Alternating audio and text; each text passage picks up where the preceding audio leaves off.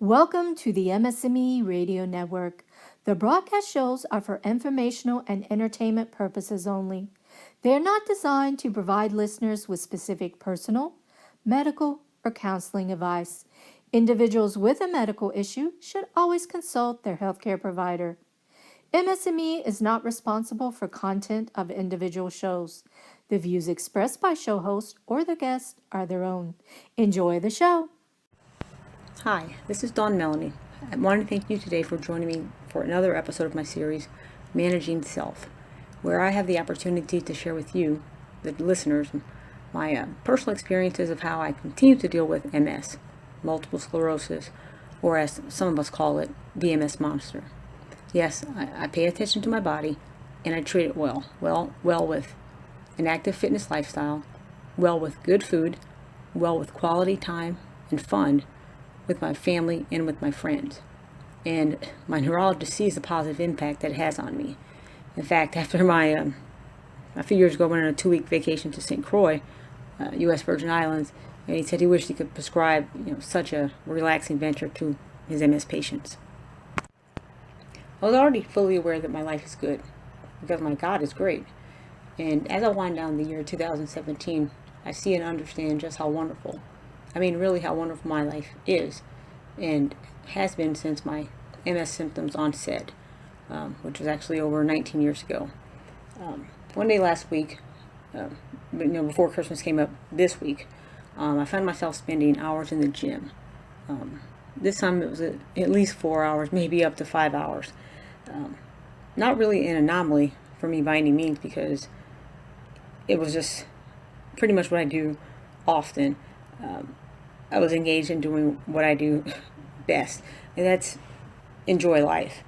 That day, I knew that, just like myself, I knew that everybody was having, kind of plans to get ready for the Christmas holidays, and so I went ahead and I called my 3 of my buddies to meet that afternoon, and it's okay because it was a gym day for them anyway, so it wasn't like I was calling them on a day that they weren't planning to come. The prior night I had baked some Christmas cookies to share with them. Some of my dearest gym pals, not workout partners. I say that because other than our mouths, we've never worked out together, with one exception, and that's the day that we met. That was about a couple years ago, almost 2 years ago. It was an off day for me. I didn't have any scheduled gym training that day, but I remember going into the gym anyway, and I was using the arm-shoulder rotation cycle. I was actually going through some physical therapy for my shoulder, so I was using a little shoulder cycle, and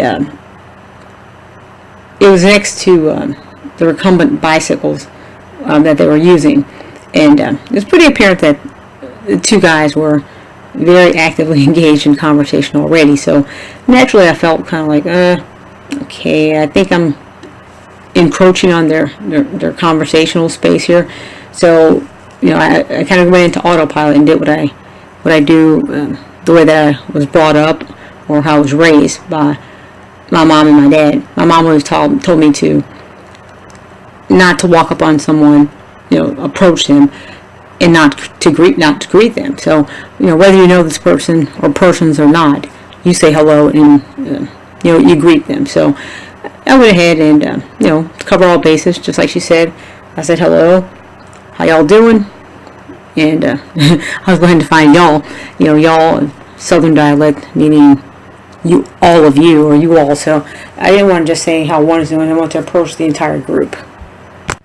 For anyone who knows me, although at first sight I may seem standoffish or in a zone, particularly when I'm lifting weights on the gym floor, I am guilty of smiling and waving, even to complete strangers.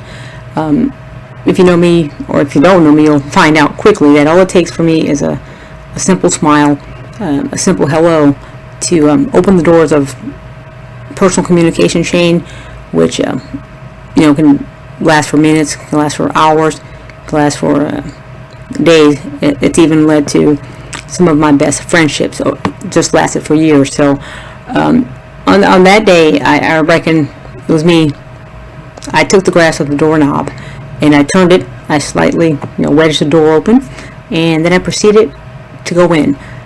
Proceeded with the interrogative Southern hospitality greeting, "How y'all doing?"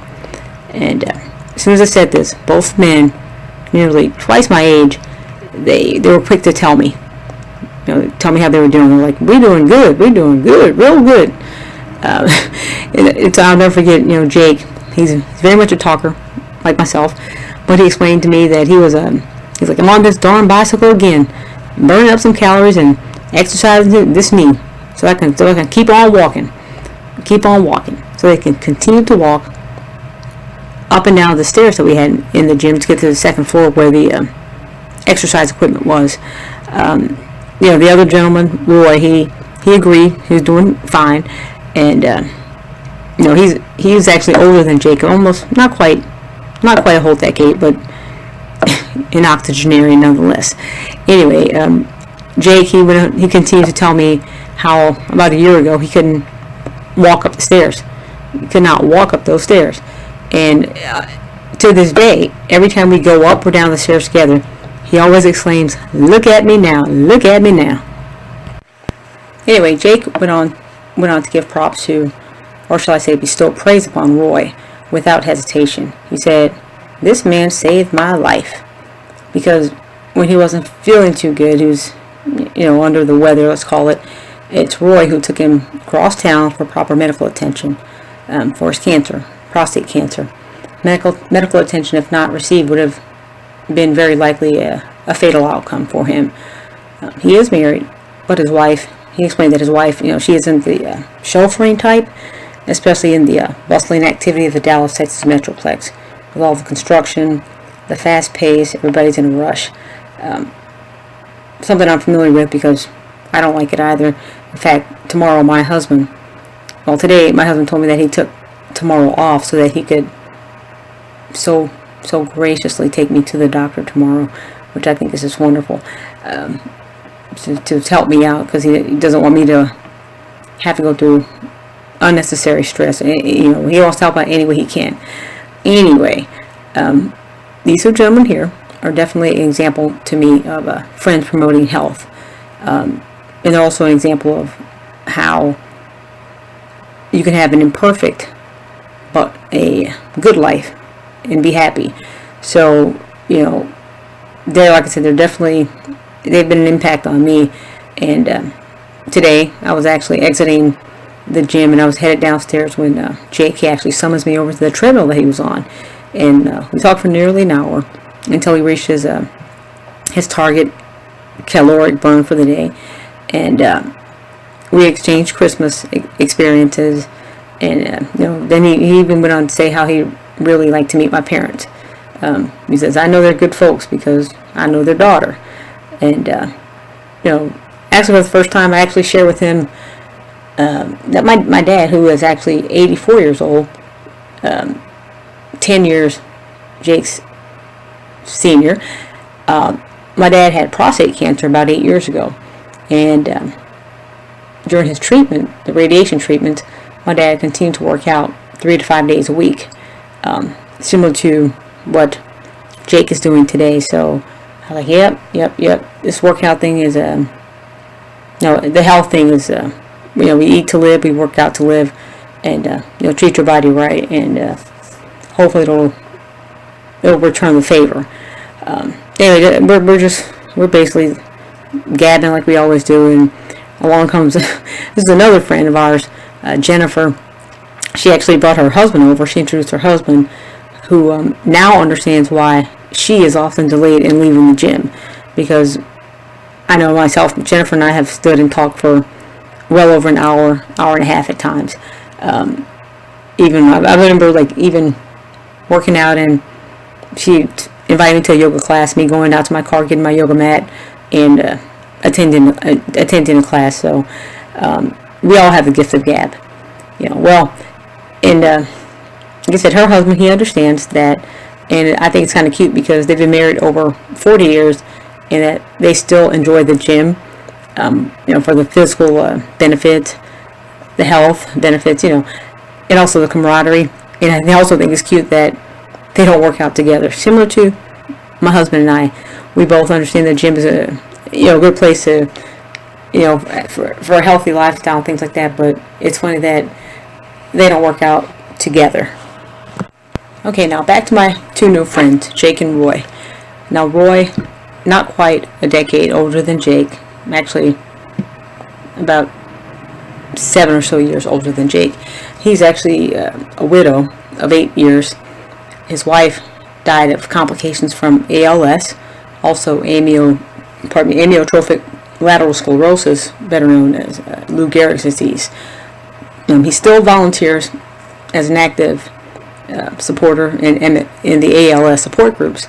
And when he told me that, I guess that was my cue to walk through another door and tell him that, well, my late husband had died over 5 years prior, and he passed from complications due to colon cancer.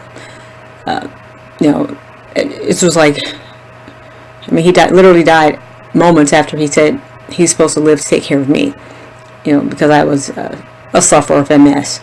Well, I told him, I said, I guess it's not going to work out that way, honey, but, I understood, Roy's loss, and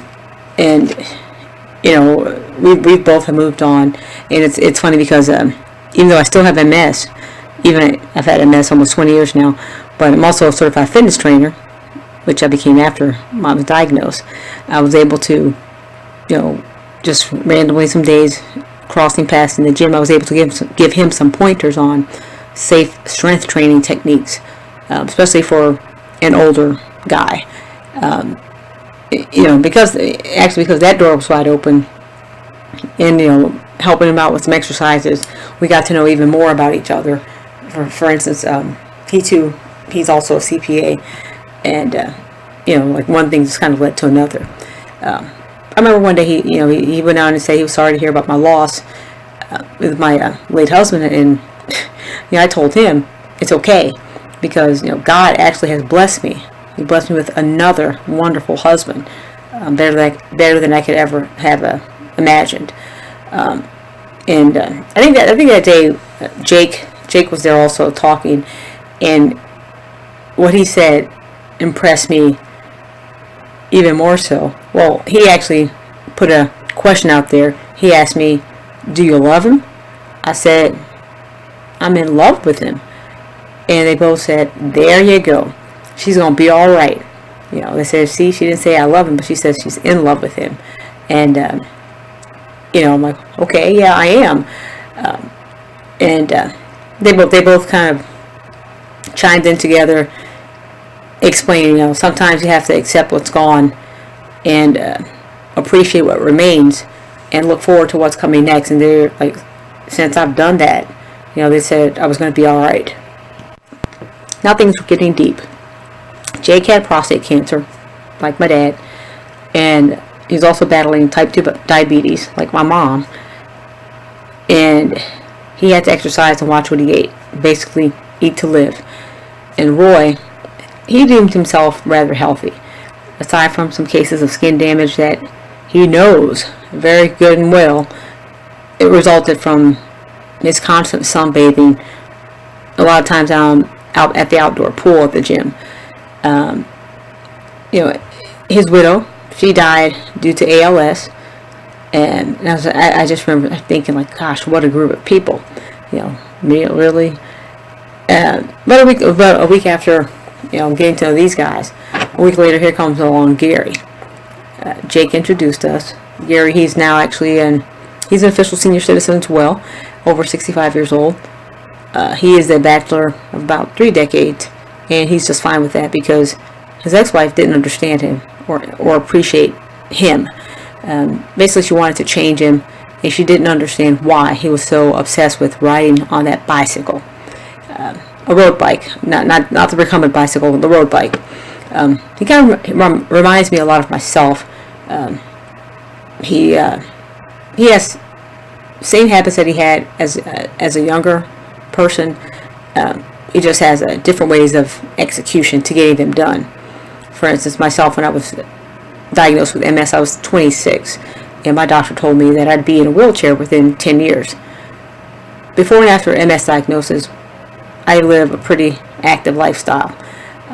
I actually used to bike hundreds of miles a week myself, but my MS, the heat intolerance, the instability, the balance issues that I have, it prevented me from biking hundreds of miles a week. It prevented me from biking pretty much at all.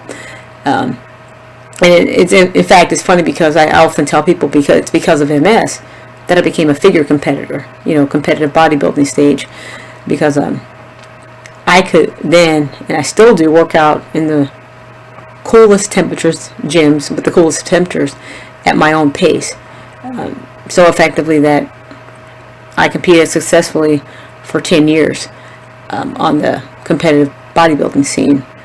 Like I said, Gary, he reminded me of myself because he had childhood polio, and professionals in the medical field told him that he would never walk. Period. You don't have to walk. That's what they told him. So he said he was a determined kid who tried and tried and tried, until he just was red in the face, until he did. And, he strengthened his limbs, and he was able to walk, kind of like myself and probably many of you out there, not perfectly, but he is able to walk to this day. And he became an avid cyclist, cycling to stay strong and healthy, despite one leg being shorter than the other. And he cycles a lot, road bike. And I'll never forget seeing his cycling shoes with the accommodating lift or wedge on one shoe. When he showed me that, he opened that door. And I told him how on my last competition, I competed on stage with a custom cane, which was actually color coordinated with my bikini, and the length was appropriate to accommodate my high heel stilettos. So Gary, he's still an avid cyclist. Another friend, just I guess another aside, Mike, he's at least 20 years my senior also, pretty much a senior citizen. He's an avid swimmer. He does laps in the pool, the outdoor pool, whenever it's open, as it helps with his relieve his joint stiffness. Walking into the gym last week, I saw Jake in the parking lot, and we walked in together, and he asked me, "Is Roy here?" I said, "No, not yet," but I gave him a call, and he said he'd be here in about 30 minutes after church. When Roy did show up later that day, first thing he told me was, "I'm coming from church. I have to go to my granddaughter's recital later. But he said, at church today, I prayed for you." And I thanked him. I said, we can always use prayer. And I thanked him for that. And it's ironic because he told me that, after he asked me how I was doing, I said, "I'm doing good. I'm smiling. I think that's what I'm supposed to do, smile and kind of elicit smiles from other people." He said, "Jake makes me smile." And I thought it was ironic because earlier Jake said that Roy makes him smile, and he said because he's like, that man saved my life. And so we're all of us, me, Jake, Roy, and Gary, we all have our challenges, physical challenges with health and things like that, but the similarity that we all have, the common bound, is we all smile, and we want to keep that circle of positivity going amongst friends. Well, sitting in the cafe after all the gang was there, it pretty much all came together for me. Yes, I have multiple sclerosis, a disease which damages the protective covering of nerves, and as MS may alter you, it definitely has altered me, you don't have to let it hold you back. In fact, none of us should let anything hold us back. Hold us back as far as stealing our joy, stealing our happiness. Myself and the gang, we jokingly call ourselves the group of happy misfits. MS, multiple sclerosis, polio, cancer, diabetes, Some are, let's see, we got married. I'm married now, so we got married, widows, widowers, divorced.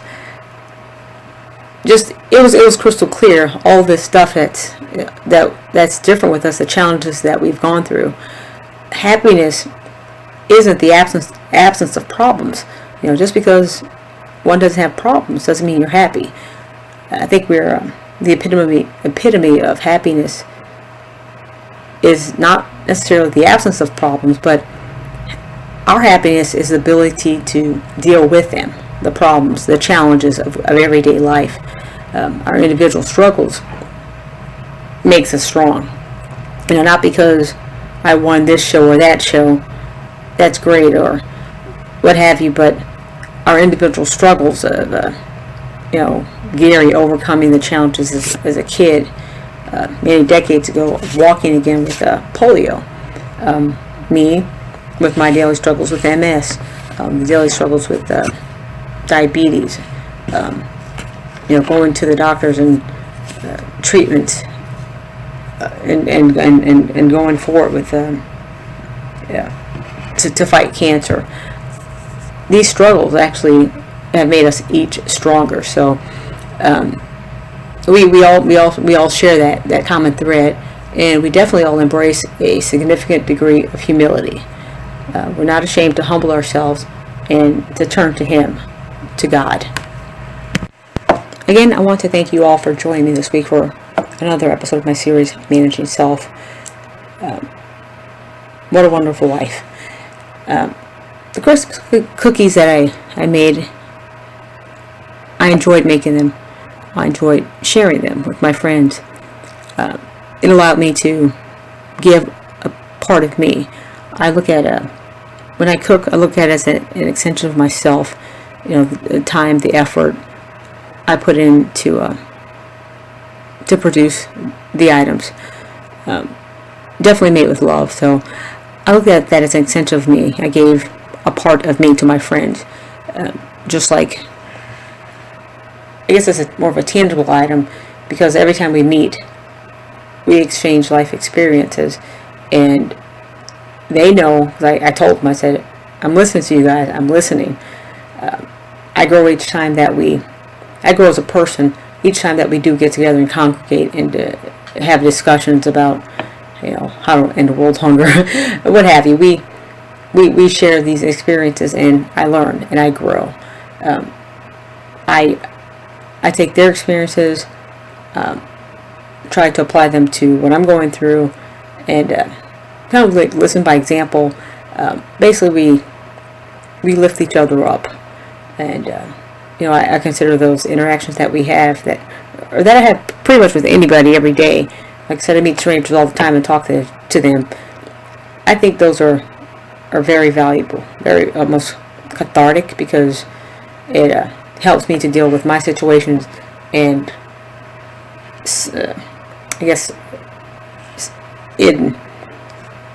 response also, it helps others to deal with theirs. So talking is a good thing. I like to talk. My husband knows it. I do like to talk, but I always say I always quote myself. That's funny, quote myself. But I always use the phrase, I appreciate the negative. And I say I appreciate the negative because the negative is pretty much temporary. It's not really long lasting. It's just a snapshot in time of how we look at something. For instance, my doctor said, you have MS. I appreciate that. Because you know what? That was just, you have MS. That did not show me, or I had no idea of what that would lead, or what I would learn from that later in life, because there's so much, my life has gotten so much better since MS. One of the things I've learned to distance myself from negative things and just be happier. So I appreciate the negative. I appreciate MS. If I didn't have MS, I would not have met my husband that I'm married to today.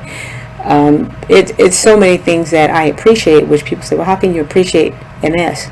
Well, you can't just look at a snapshot in time. I look at the long-term thing. So Again, I understand more. I appreciate the interactions that I have on a daily basis with friends and strangers, and I've learned to be patient and to be still. Happiness isn't an absence of problems. I think happiness is the result of your ability to deal with problems, and that's what myself, my friend Jake, Roy, Gene, we all have problems and challenges, but we deal with them. And I think we deal with them pretty successfully. Successfully. See there's an MS tongue tied there. Anyway, I guess I'm about wrapping up here because my tongue is, I guess I'm getting tired. So I'll say goodbye for now. And again, I thank you for joining me. And I hope you'll join me next week. And have a productive, stress-less day. Thank you.